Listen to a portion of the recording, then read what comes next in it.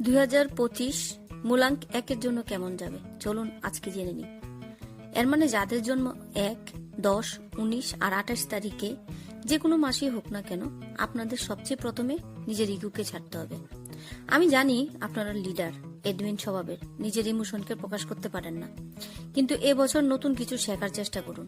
আর এ বছরের যে second half of the month আছে, ওই সময়েই আপনি নিজের মধ্যে পরিবর্তন দেখতে পারবেন, অনেক ভালো জিনিস অ্যাট্রাক্ট করতে পারবেন।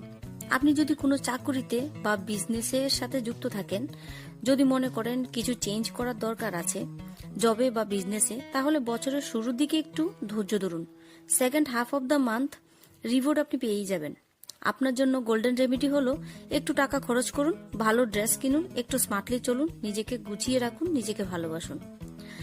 1 নাম্বার যাতে 1 নাম্বারের মতনই লাগে, এদিকে একটু খেয়াল রাখুন। 2025 শুধু আপনার জন্যই।